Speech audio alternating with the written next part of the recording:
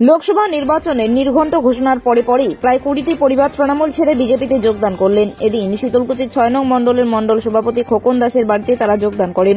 এদিন যোগদান করে তারা জানান তৃণমূল বিভিন্নভাবে ধোঁকা দিয়েছে, সেজন্য তারা তৃণমূল ছেড়ে বিজেপিতে যোগদান করলেন। এই বিষয়ে মণ্ডল সভাপতি খোকন দাস জানান, আজ বেশ কয়েকটি পরিবার তৃণমূল ছেড়ে বিজেপিতে যোগদান করলেন। এই বিষয়ে শীতলকুচির অঞ্চলের তৃণমূল কংগ্রেস সভাপতি গৌরীশঙ্কর অধিকারী জানান, বিজেপির এসব নাটক ছাড়া কিছুই নয়, নিজেদের কর্মীদের পতাকা তুলে দিয়ে নাটক করছে। বিজেপিতে যোগ দিলেন? আমরা যোগদান করলাম আজকে বিজেপিতে। কেন? টিএমজি ছেড়ে বিজেপিতে আজ যোগদান করলাম। টিএমজি আমাদেরকে অনেক ধোঁকা দিয়েছে, এই কারণে আমরা আজকে টিএম বিট্টুদার এখানে এসে যোগদান করলাম। এই যোগদানের জন্য বিজেপির পক্ষ থেকে আপনাকে কি ধমক চমক দেওয়া হয়েছিল? না, আপনি স্বেচ্ছায় আমি যোগদান করলাম। কয়জন যোগ দিলেন আজকে? আমরা আজকে এখানে 4 জন যোগদান।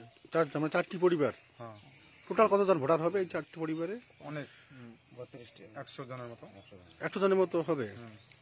মানে 100 জন মিলিয়ে যোগ দিলেন? আপনাদের বাড়ি? আমাদের বাড়ি কাঁসাপাড়া। কাঁসাপাড়া থেকে কত নম্বর বুথ?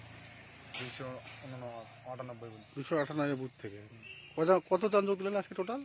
আজকে টোটাল আমরা 20 জনের মতো যোগদান করলাম। 20 জনের মতো। কি নাম তোমার? আমার নাম সাবু খান্ডারা। তুমি কোনো পদে আছো তৃণমূলের? না, এমনি সমর্থক না কর্মী? কর্মী হিসেবে কাজ করছে। কর্মসূচি ছিল আপনাদের?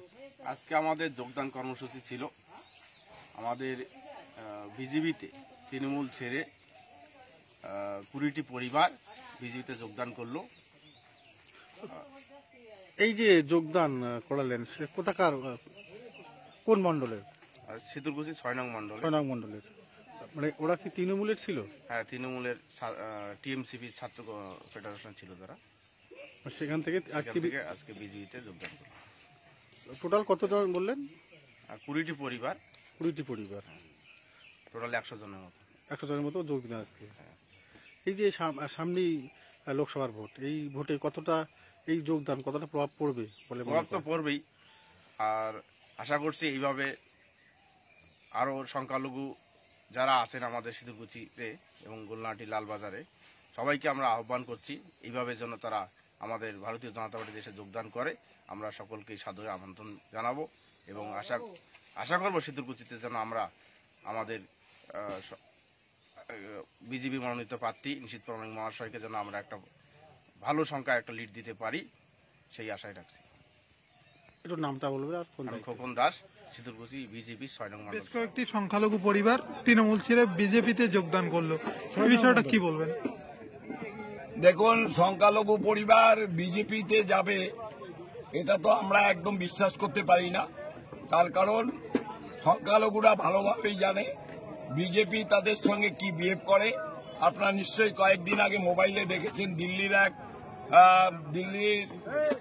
এক রাস্তায় কোনো একটা ধর্মীয় অনুষ্ঠান হচ্ছিল, সেখানে ধর্মীয় হিসাবে কিছু সংখ্যালঘু মানুষ রাস্তায় নামাজ পড়ছিল, সেখানে দিল্লি পুলিশ নামাজ পড়া অবস্থায় সেখানে পায়ের লাথি দিচ্ছে এক অফিসার। নিশ্চয়ই আপনারা সেটা দেখেছেন। সুতরাং যারা সংখ্যালঘু মানুষ আছেন তারা নিশ্চয়ই অন্য দল করতে পারেন, আমার যেহেতু রাজনৈতিক জ্ঞান তারা বিজেপি করবেন বলে আমার মনে হয় না।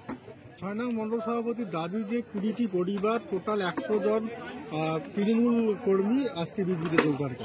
সেটা শুনুন, দেখে এরা বিজেপি প্রচার করছে। আসুন আমাদের কাছে টাকা নিয়ে যান এবং আমাদের দলে সামিল হন। কিছু সুবিধাভোগী লোক আছে, আমরাও জানি। 2019-এর লোকসভা নির্বাচনে নীতিশ প্রামাণিক এই ফর্মুলা দিয়ে কিছু লোভী মানুষকে তারা ক্রয় করতে পেরেছিল এবং সেই পয়সার বিনিময়ে তাদেরকে কাজে লাগিয়ে ভোটে জিতেছিল।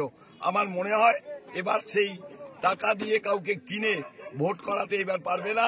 তার কারণ তিনি 5 বছর মানুষ যে ভুলটা করেছে সেই ভুলের জবাব তিনি 2024-এর লোকসভা নির্বাচনে নিশ্চয়ই পাবেন।